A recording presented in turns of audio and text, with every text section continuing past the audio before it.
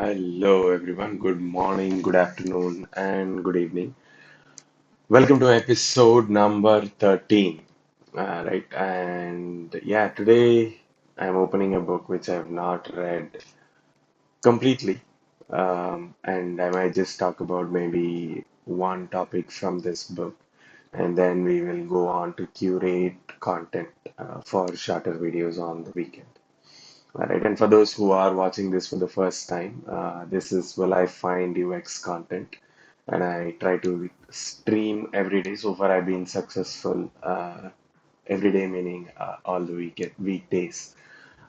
Weekends, I'm not sure. Maybe I'm thinking about doing something tool related, for example, going over how to use Figma or how best to use Figma and the pitfalls to avoid. I'm still thinking about it. I may or may not do it. But yeah, this is more about talking about different topics in UX, mainly principles, uh, and only principles and best practices, right? Because I don't want to go into. Just give me a minute. I'll be back in a second. I'm sorry about this.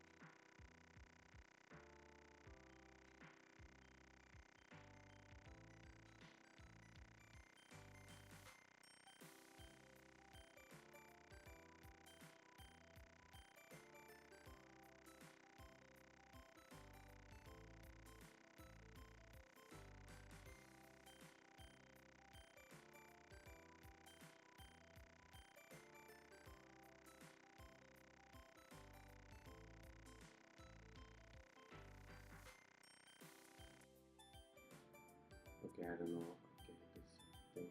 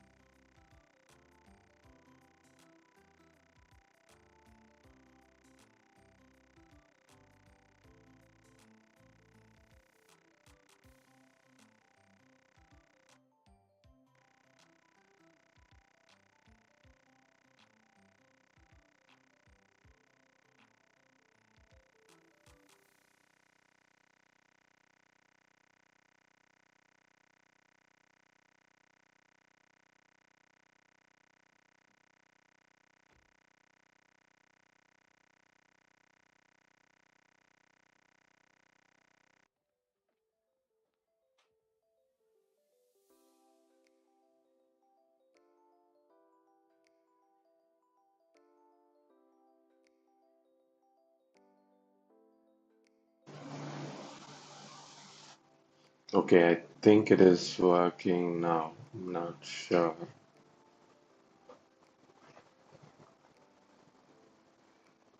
I might check 1, 2, 3, 4. Hello, hello, hello, hello, hello. Okay, I don't know if it is working now. Let me see if it comes up again. There are two people watching this, I guess. Okay, they just disappeared. Um, okay, I think it is working now, but let's see. I still don't hear anything because the live stream is still behind.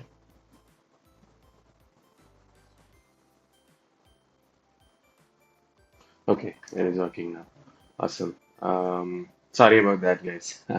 I went to okay, let me stop this feedback. Let me stop this feedback. Okay. All right. I went to get some water because my throat becomes weird as I keep talking. Right. Just give me a minute. All right. So today, as I was saying, I'm taking this book which I've not read fully. This is, I think, the first book that I ever got for UX or a UX book that I got. And yeah, this is again sorry for cursing, it's a fat ass book.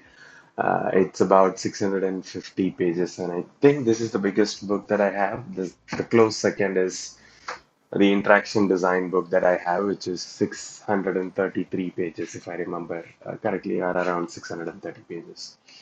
Right. So and yeah, I just opened it and it was in this alerts announcing the obvious and alerts and confirmations. I think this is a good topic to talk about, and like I mentioned earlier, we'll talk about this for maybe 10-15 minutes, and then we'll move on to curate content on the topics that we talked about yesterday and day before yesterday.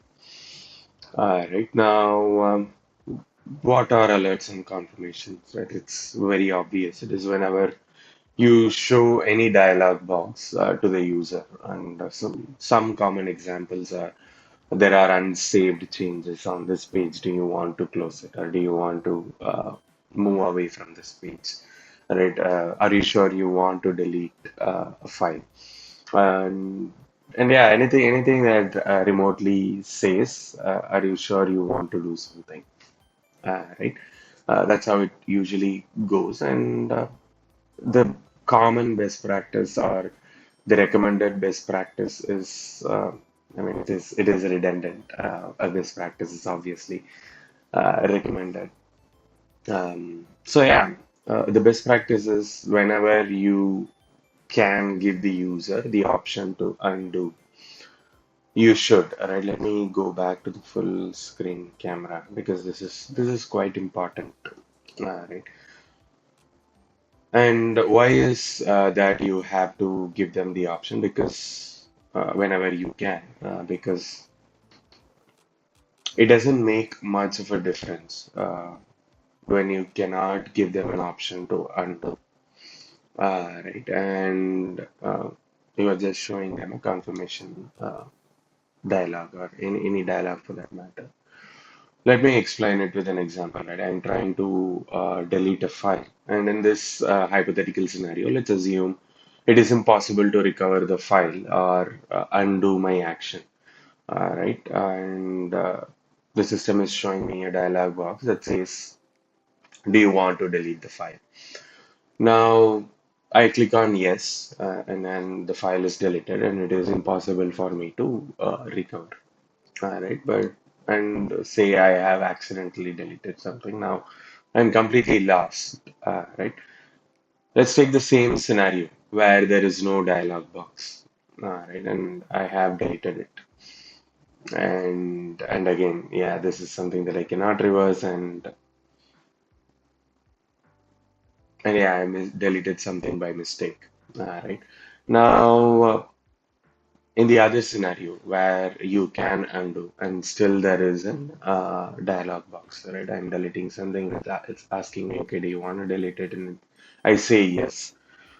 Now, if you look at the analytics, right, for how many times the user is trying to delete a file and how many times they are clicking yes on the dialog box and how many times they are recovering the file.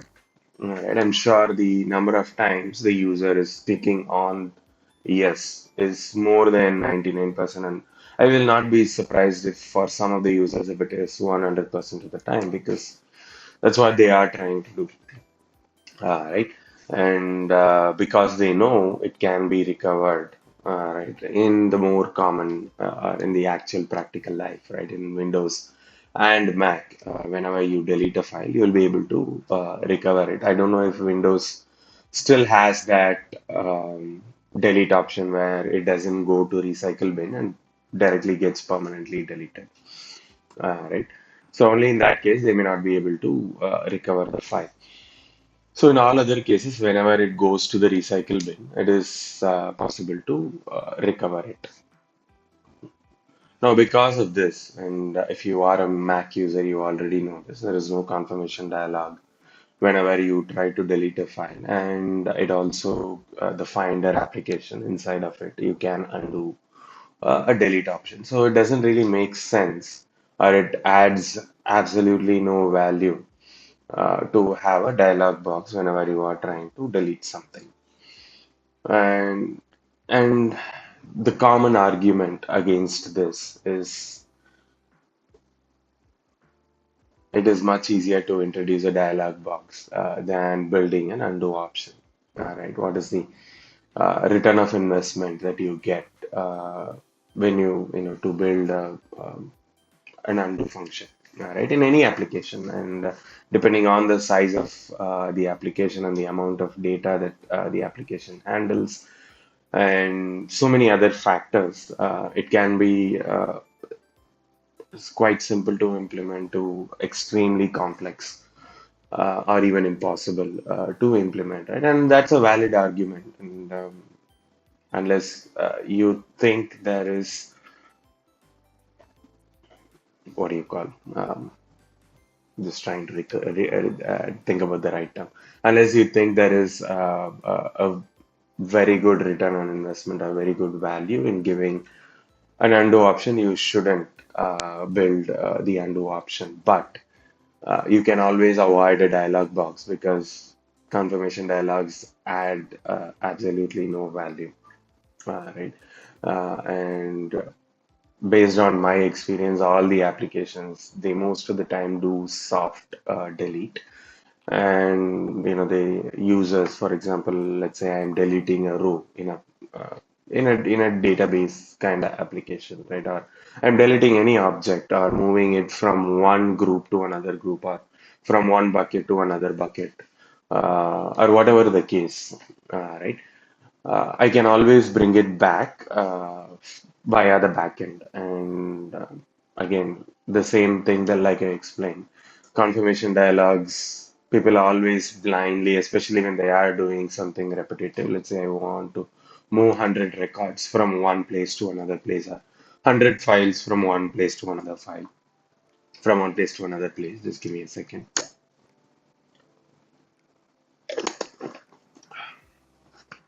The chances of them clicking yes on that confirmation dialog all the time, 100 times, right, is 100%. Right. So in that case, it doesn't make sense to have a dialog box. So think about it. Unless something is absolutely unrecoverable, right? They cannot undo the action any which way, even via the backend. Only in those scenarios, clearly put a dialog box that says this cannot be undone in any way, and this will be lost forever. Right? And then ask them, okay, do they want to do it or not do it? But again, this should be very, very minimal. Maybe 1% or 2% of the actions, or even less than that, right, in your application should be something like this, right? Everything else should have some way or the other to recover or undo, right? So those that is about alerts and confirmations. Let's see what they say in this book, apart from if there is anything that I should cover apart from what I have covered already. Okay, alerts, and just give me a minute. I'll just skim through this for a bit.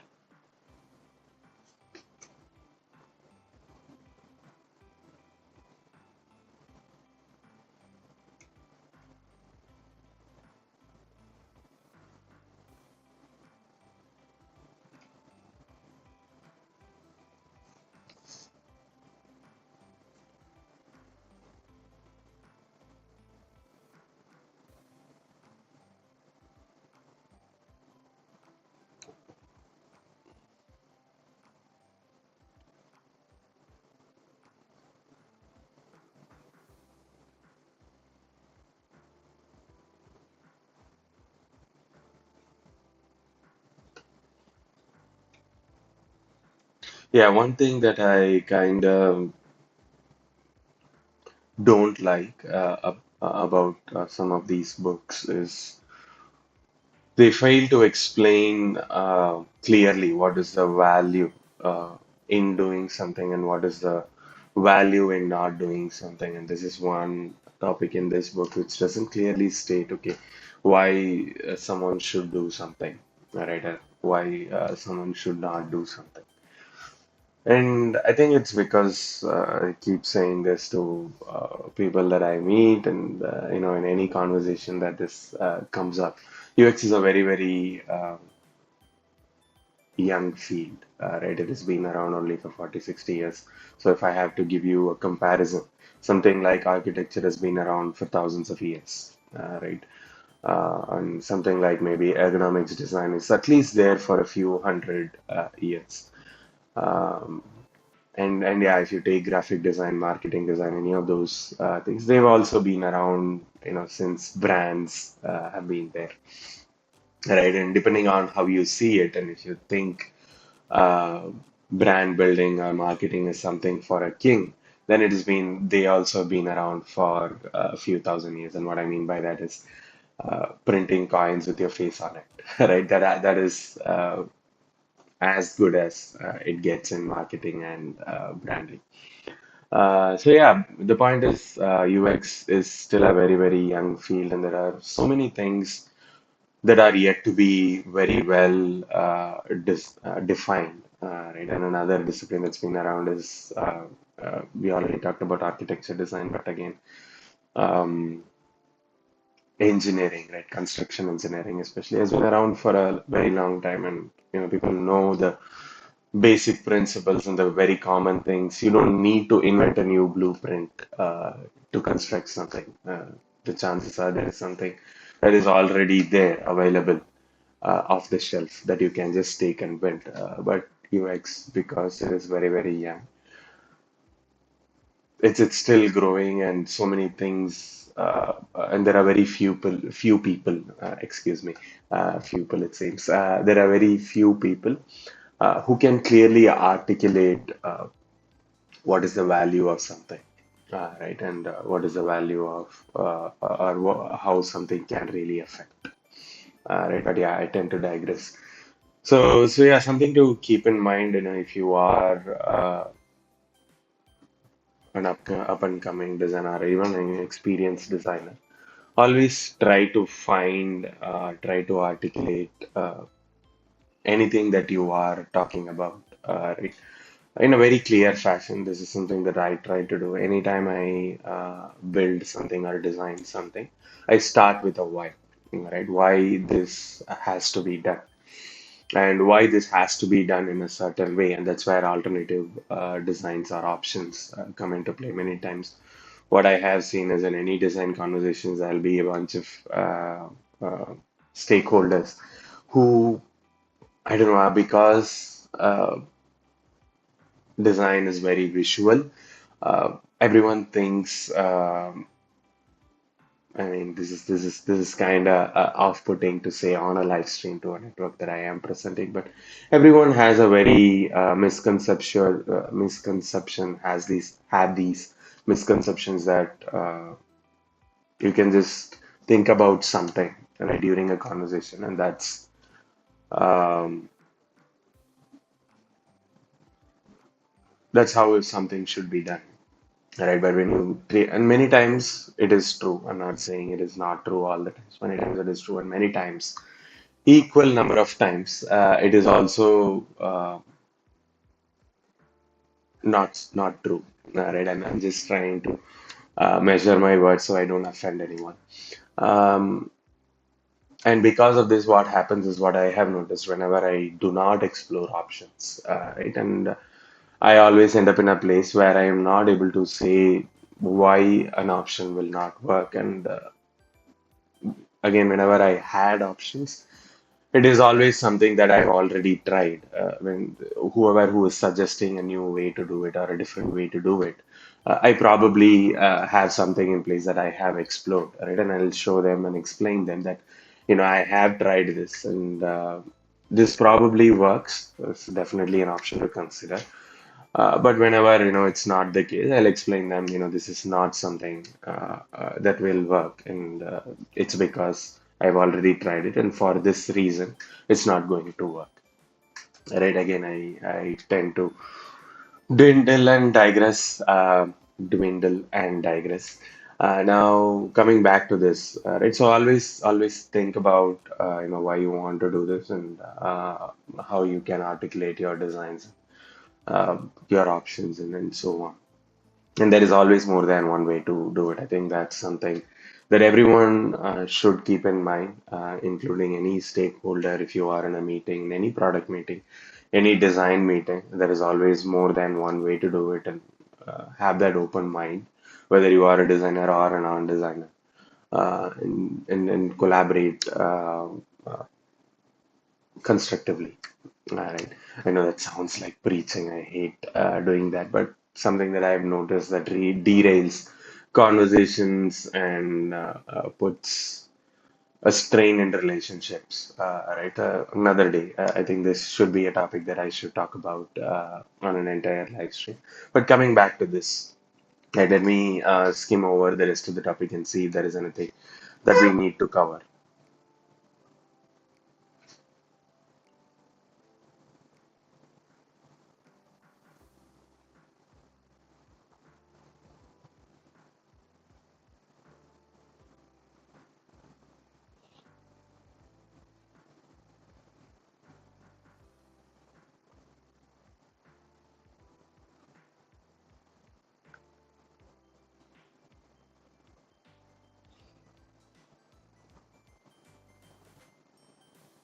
And I think some of the text is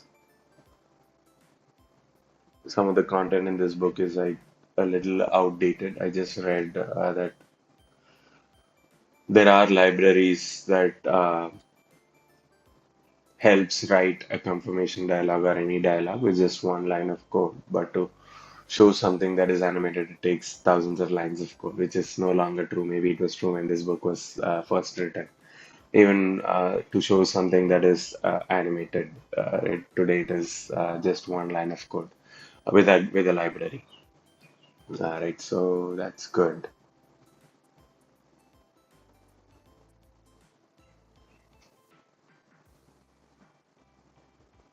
Okay. Yeah, I don't think there is anything that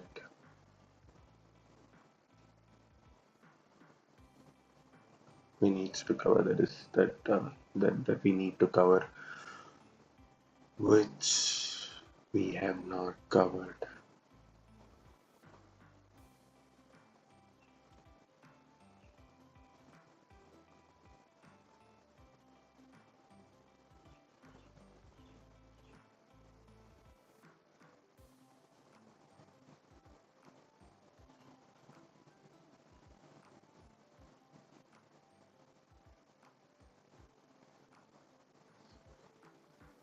Yeah, so they are talking about how to avoid confirmation dialogues. Right? So one principle is just let the users do what they are about to do.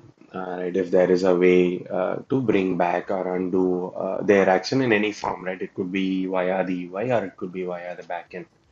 And unless you get a lot of requests to undo an action via the backend a lot of times, then it is time to stop and think. One, is there a way to fix it on the UI itself? Put enough things in place so users don't repeat an undesirable action multiple times or too frequently.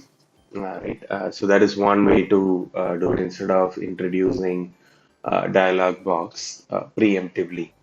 Just let them do whatever they can do or should do to complete a task. And when you start getting a lot of requests to undo certain actions or feedback on that they are frustrated that they cannot undo this, and they have to every time reach out to a support team or a customer support team to undo something, then it is time to, look at the user experience and see why it is happening in the first place and what is the action. And if there is a way for to give them an option to undo inside of the application itself, right? Instead of assuming that a certain flow needs a confirmation dialogue or any dialogue upfront, work with the data and observe after the fact, right? And iterate on it and build on it. All right. So that is one principle that they are talking about. Make all actions reversible. I mean, this is unless this is a B2C application like uh, Adobe suite of applications, Photoshop, Illustrator, or Figma, FigJam, any of those, or Word, Google Docs, any of those applications, right? Or any video editor for that matter. Um, it is a lot of effort to build and undo, right? It's a very single menu item, but it can take multiple months to build an undo function, and maintain the undo function can be a nightmare. So I'd still stick to the first principle, which is do, don't ask, and only when your users are frustrated and they are giving you feedback, or they are coming to you very frequently to undo something on your application. Do not introduce dialog box at all. And when you are in a situation where you get a lot of those requests, you think about, okay, does it make sense to give them an option to undo, and it need not be in the undo fashion, right? So let's say I'm moving something from one place to another place, for example. And if there is a way for me to move it from place B to place A through some action, then it is as good as undo. Right. So think about undos in those scenarios as well.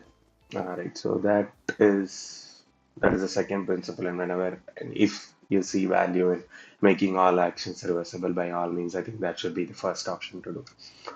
Uh, all right. Let's see. Okay, provide model-less feedback to help users avoid mistakes.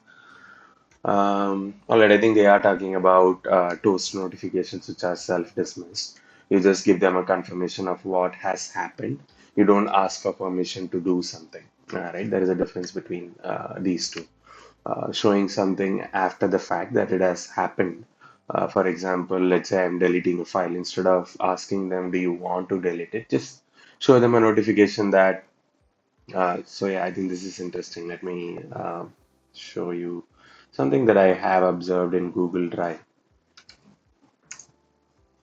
at the expense of. Okay, let me go to Google Sheets, blank spreadsheet. All right, so I'm just going to enter some data here. Now, what happens is when I click on move to bin, it says file moved to bin. It's not asking me for permission. Right, and the two buttons, and this is a very new pattern. Just give me a minute.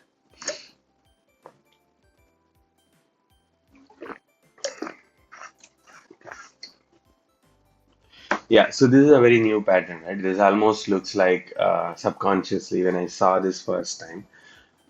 Is it asking me for permission, right? Is it asking me should I delete the file? But in fact, it's not. After I got used to this a couple of times, now I know it's that learning that is needed, right?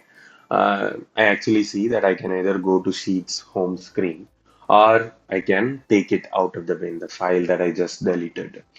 Now, this is an example of how you can put model-less in, I'm sorry, model-less application. Is that what they said? Let me go back to that. Yeah, provide model-less feedback. Yeah. Right. And another example to this that I have noticed in Google Meets, whenever you cut your call, it shows you a screen with two CTAs. One says rejoin and another says go to home screen. And you also see a timer, a 1 minute timer that runs, which tells you that you will automatically be taken to the home page. So this is model-less feedback, right? So it shows gives you options, one to undo or to navigate somewhere else, and wherever it is possible, it just goes to the most frequently or does the most frequently done action, right, in the application. So that's what they mean by um, provide model-less feedback. Right? You don't interrupt any flow. You just show. So another example is imagine the same thing in a toast notification which is self-dismissed, and after 60 seconds, right, it just automatically takes me to Sheets home screen or Google Drive home screen. And during that 60 seconds, I have the option to undo. Right, and if I want to undo it later on, I can always go to recycle bin and move it back to its original location. And this is what I mean earlier when I said undo can be seen as different things. One is the undo, the literal undo action. And the other things are if there is a way for me to recover whatever I have done or restore the state before I made a certain option, certain action, uh, then that can also be considered as a way of undoing inside of your application. So yeah, I think this is good. Now what I am going to do is I'm gonna start putting together content for short videos for this week. I think one thing that may be pending, let me open Figma and see. Okay, the third item is mental model, which is what we were working on. I think the second episode is integration and iteration. Okay. Let's curate content for that. What I'm going to do is I'm going to duplicate this. Okay, duplicate. I don't know if I already have a C0002, but let me see. But yeah, hopefully that was good. One thing that I am trying to do is, which I don't know if I should do on these live streams, because the point of these live streams is just bounce my thoughts off of YouTube and LinkedIn, and yeah, put together my thoughts in a more articulate and concise fashion. So what I was thinking is, should I work towards being more concise in explaining these concepts, or should I continue to do what I am doing? Because I don't want to forget why I started these live streams and go into the mode of optimizing content in the live streams, because then that defeats the purpose. So, right? But yeah, something to think about. I'll keep you guys posted. Right. Let me get some water. So I'm just feeling a little sick the last couple of days with running nose and stuff, and it constantly bothers me when I continuously talk. I am taking precautionary medicine to avoid falling sick and cold and flu. Let's see. Now, just give me a minute. I just adjust my chair.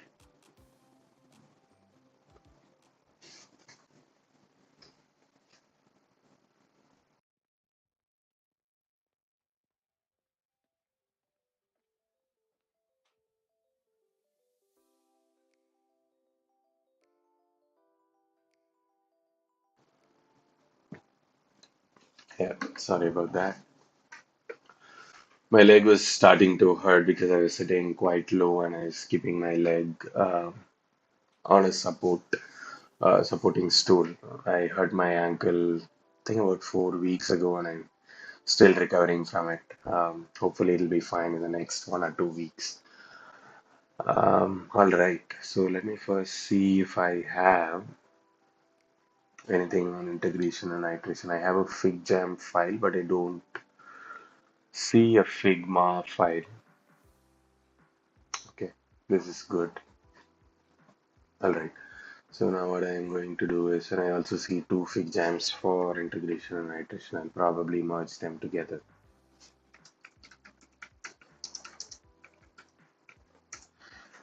Okay, so Chris 002, let me copy all of this because there isn't anything in this. And let me move it. Yes, so this is good. Okay, I think this will be interesting. And let me show you guys something. The same model is feedback. Right now, I'm going to delete this file. This is a bad example. Obviously, I expected Figma to do better than this. You can always restore your file from your recycle bin. But I don't know why they still show this dialog box. This should be ideally avoided. Let me click on delete and see what happens. Okay, so it says file deleted, and then it takes me to a random file. It should ideally take me to the file that I was working before or to the home page. Okay, there is work to be done on Figma. So imagine that dialog box, right, where it asked me to choose delete or do not delete. Right, I don't recall the other button's exact label. Imagine that dialog box does not exist and it just deletes it directly. Right, and we just see the small notification that we saw, and an option to undo there is the ideal situation and how I think it should be, unless we find that that's not working for the end users in testing or using analytics.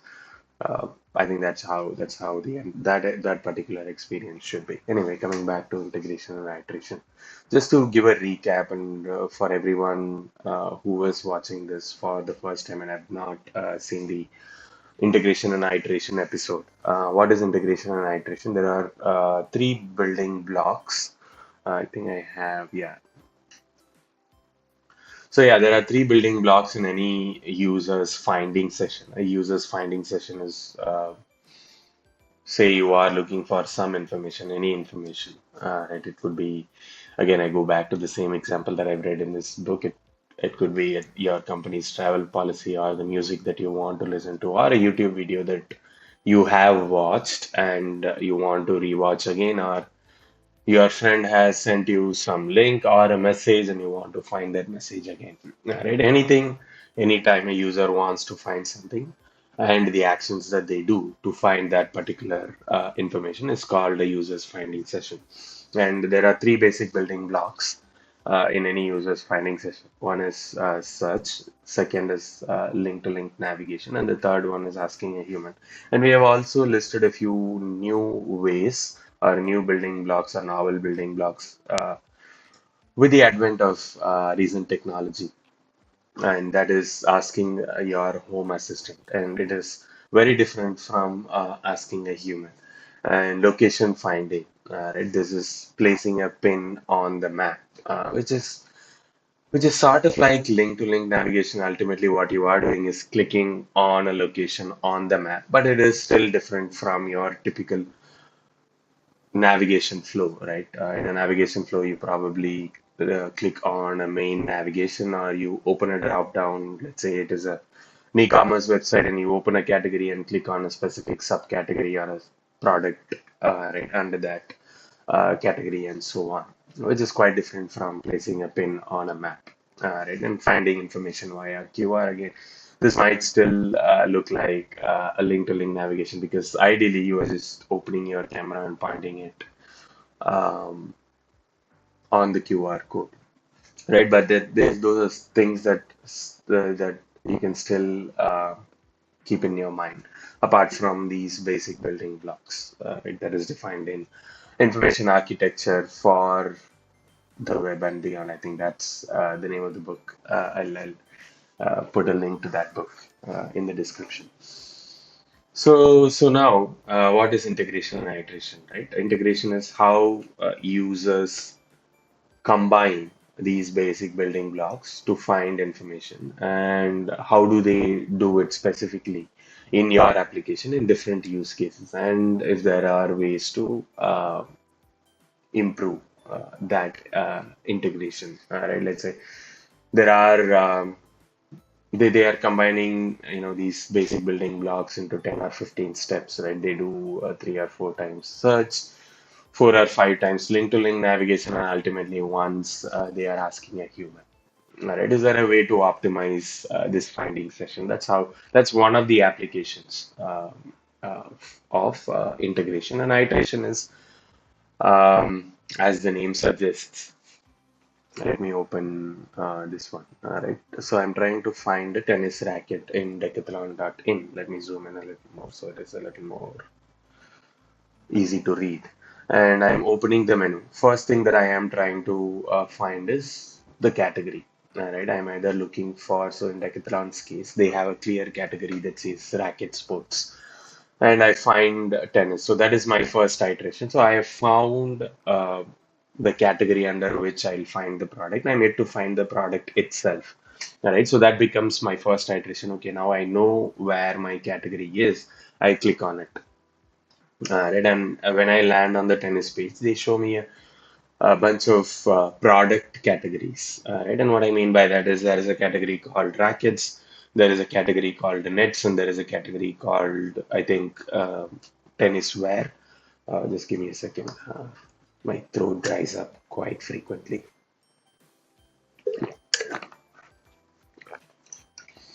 So yeah, they show me all of these categories, which is again the subcategory inside tennis. Then that becomes my second iteration, and then I go to tennis rackets. And sometimes what can happen, right, when this is not there, right? My second iteration, let's say, has failed.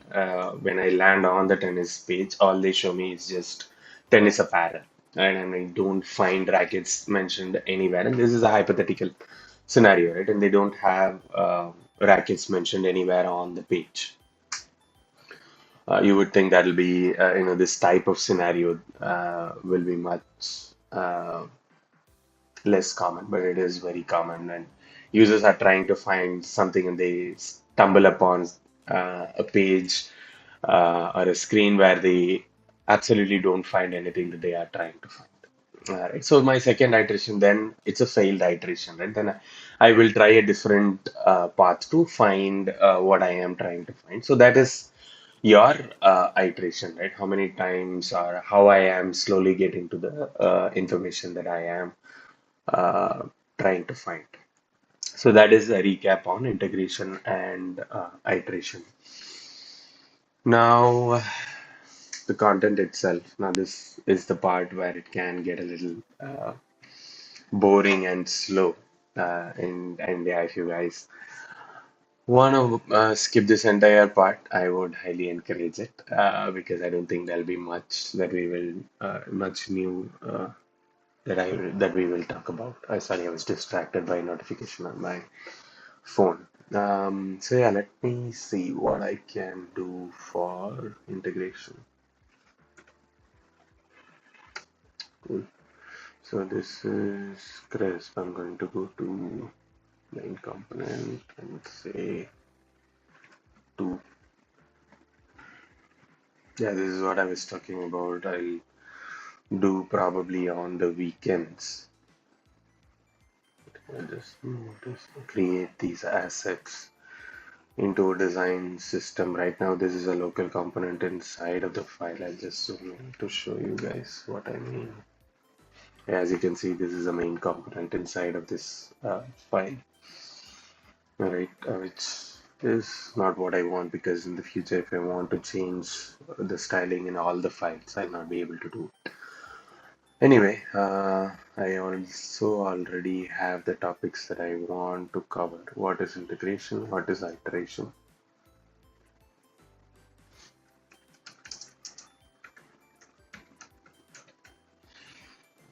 Okay.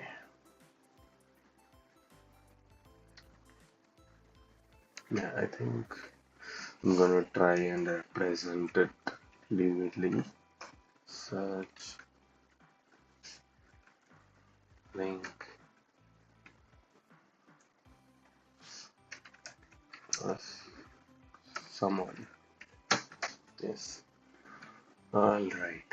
Now what I want to do is Maybe make them 20 is too small. Maybe 48. Yeah, I think 48 is good. Instead of black, maybe bold is good. Yeah, these are all the styles that I want to create again in a design system. I'm gonna convert them into components. So because I'm gonna use them in of representation of what is an integration. Let me see the drawing tool, freehand drawing tool. Okay, there is. Let's see how good this is. This is literally the first time that I am using this pencil tool. Okay, not bad. Um, I'm just trying to find a good, interesting. Okay, good. I think this is good. No, it does not good. It looks weird. Okay.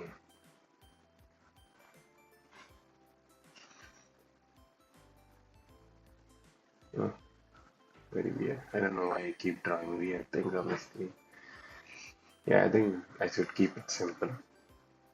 Just gonna use this tool, the pen tool, and just yeah, do this. I might.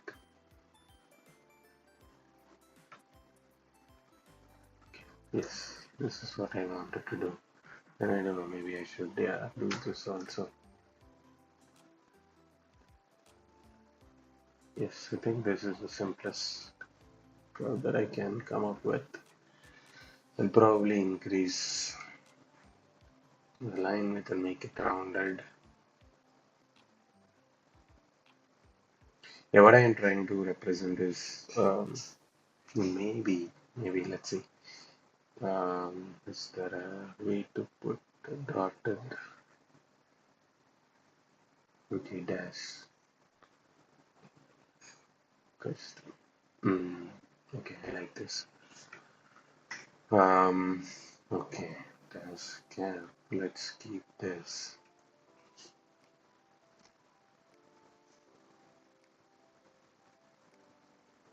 14. Instead of 14, I'm gonna say 7.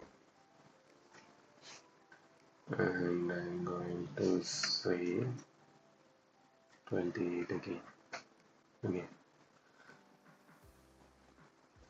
7, 28, 7.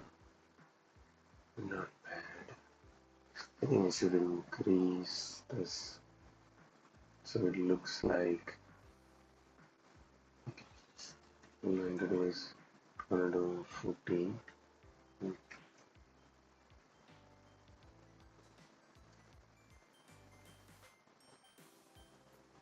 60,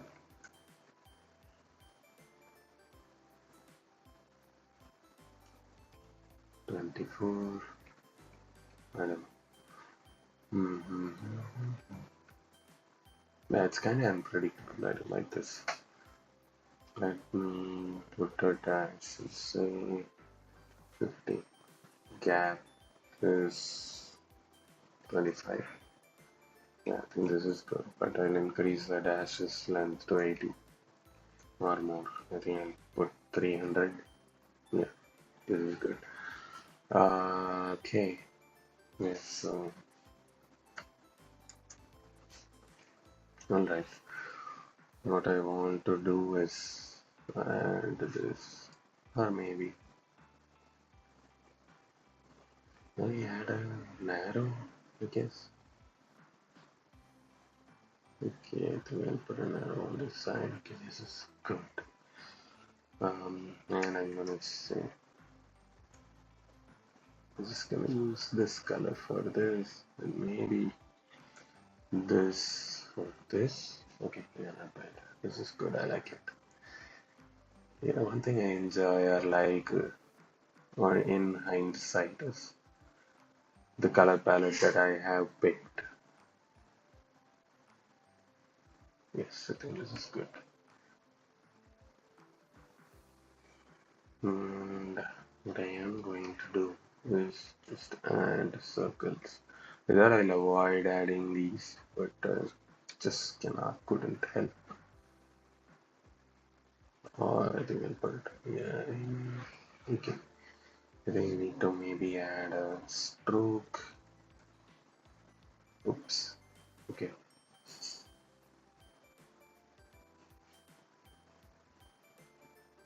Yes. And the fill can be this. Okay.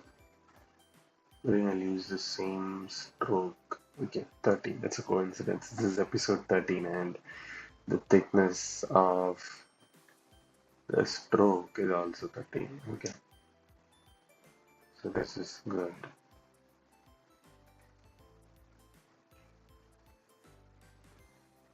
Oops. Okay, this is great.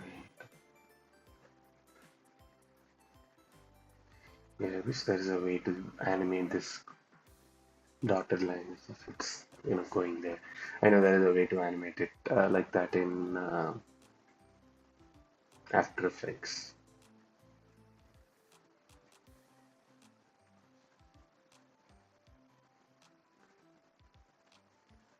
Yeah, what I want to do is just to make this interesting.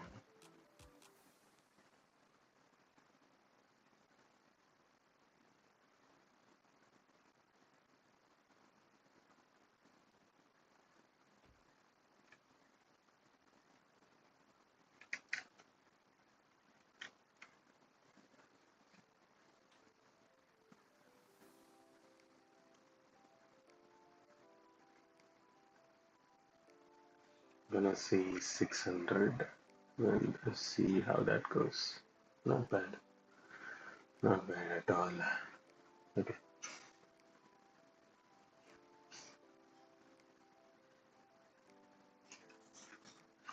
and then I want to add an arrow here.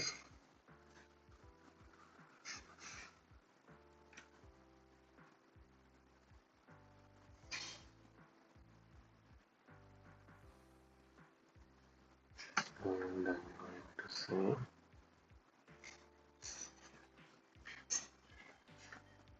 um, center back. Yeah. Yeah, what I am trying to represent here is from this link, they are in fact accessing search again. And then from here, they are using a link to directly go there. Alright, and then from here they just find find the information that they want to find.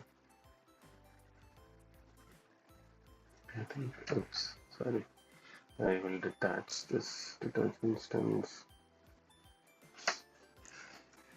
Okay, it's a frame. Just ungroup it.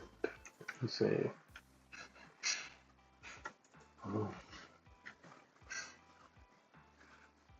okay, not bad. I don't know if I should put a starting arrow. Oh,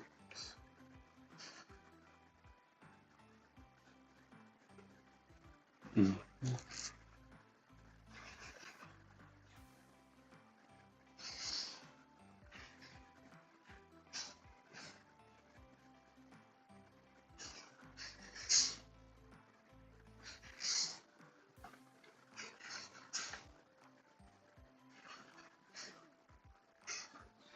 I'm just thinking if I should split this into two.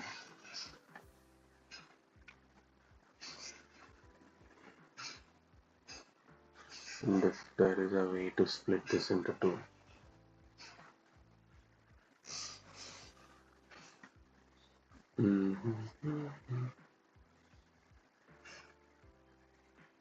Okay, what I am going to do is I'm going to select this and this. I'm going to copy and then paste it. And I'm going to select this. I'm going to delete it. Okay, that's good. And let's create one here. And delete this one. Okay, not bad. So what I do not want is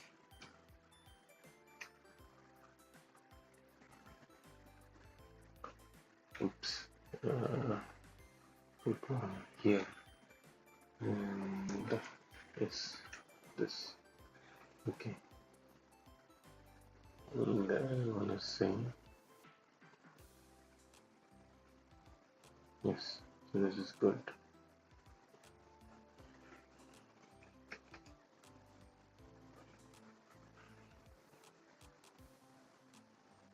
I'm gonna say not found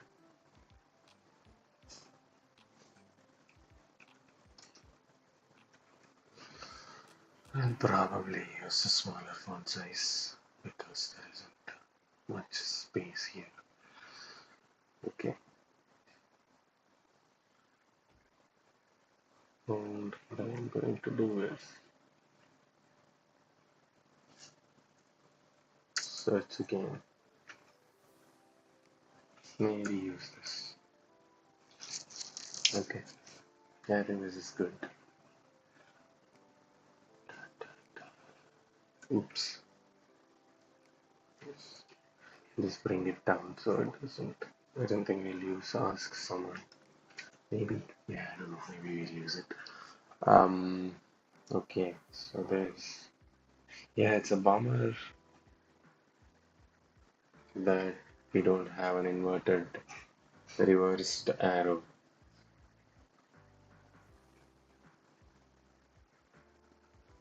No, I want that reversed arrow. Cool. Mhm. Okay. Search. Maybe I should split this here. Let's see. I'm gonna copy it and I'm gonna paste it. And I'm going to delete these. Use this.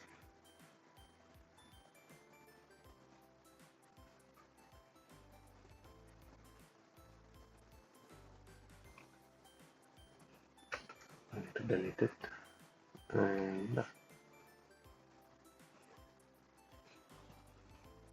yeah, this I think is good. And I will use this. Yes. Okay, not bad. Um, okay, all good. This. Yeah, it's starting to look good. Search again. Go to this link. I don't know if I explained it because I read it so much. Okay.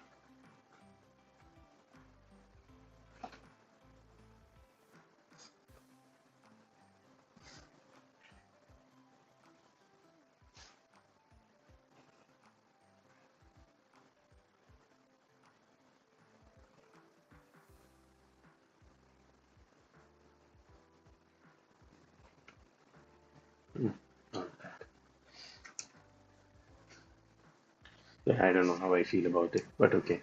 Now from this, yeah, cool. I think this explains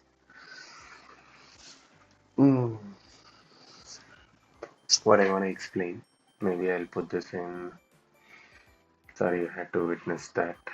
Maybe I'll put this in red. Yeah, we'll remove this.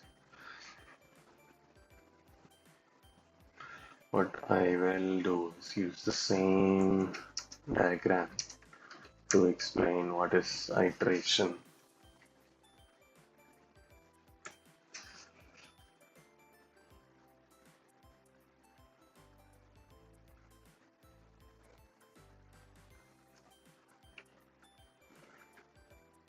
So yeah, this is something that I learned in one of the TED videos as I'm working on this. I got reminded about that.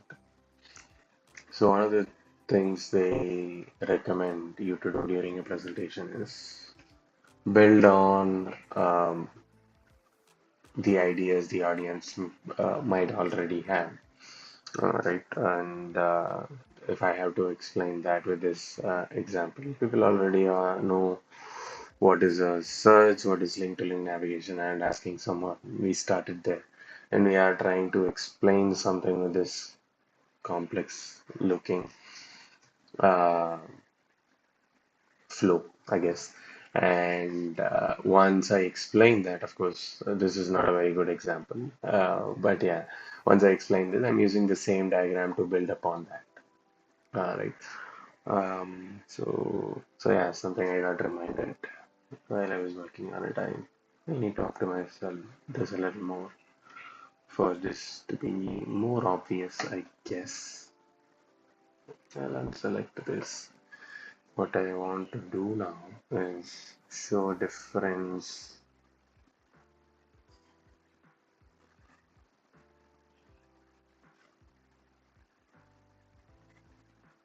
Okay, for now I will put it in orange and I will put this in blue.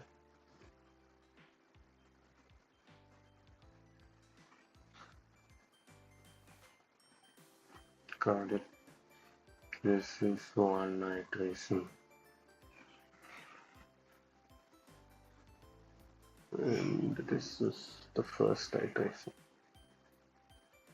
I think there are three iterations. Or maybe yeah, this entire thing is one iteration. Maybe. Okay. Um, yeah, I think this is fine. This is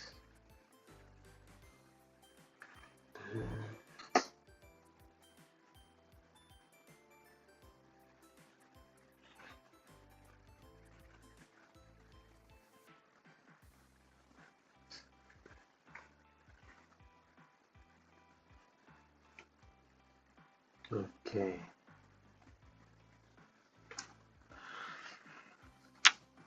Yeah.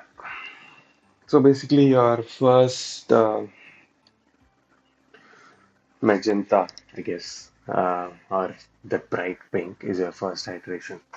The blue one, which starts at the end of the pink one, is your second iteration. And yeah, you ultimately find what you are trying to find. Let me.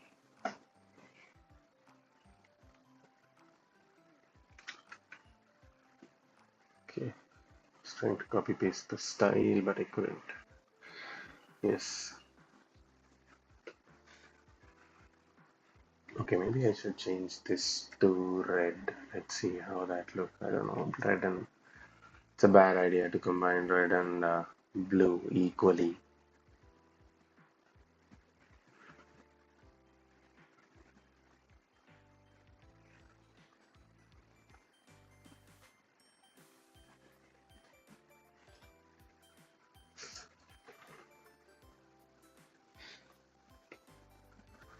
Okay, cool. I think this explains, or I can verbally explain what is iteration with this diagram. Cool. Now, okay, why is iteration? Iteration, it seems. Iteration. Why is integration or iteration important, and how can you apply this in your product? Hmm.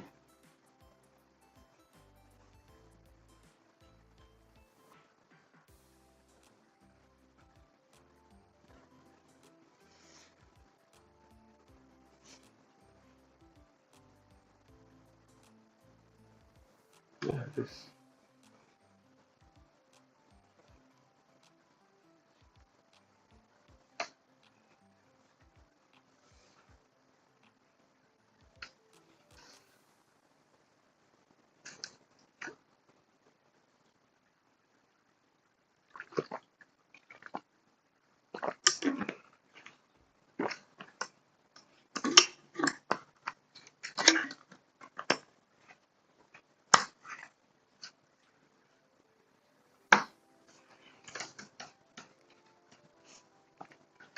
Cool. I was just thinking about making an explainer video with these graphics with voiceover. Um, I don't know how much time it would take though. to produce something that has good quality, right? Because yeah, the benchmark for explainer videos on YouTube is very high, and yeah, if it doesn't have the same quality as some of the best videos, I don't know how I feel about putting them out. Yeah, let's see. Yeah, these things take a lot of time. That's what I hate about it.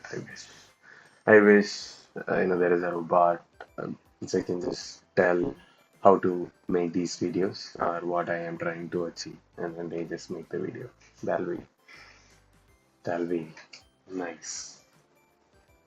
Of course, then everyone else will also have the same advantage. So that's also there, and everyone will be able to make it. And how do you stand out? All right. Anyway, I think I'll pause today's stream here, and we will continue to curate this content tomorrow and day after. Yeah, I think I'll be able to still be able to stream on Friday because I have some people coming over to my house in the morning. Um, so yeah, but on the weekend I may or may not be able to make the short videos. But yeah, let's see. Hopefully, we will at least continue to do this live stream. And I'll see you guys tomorrow. Until then, ciao. Bye bye.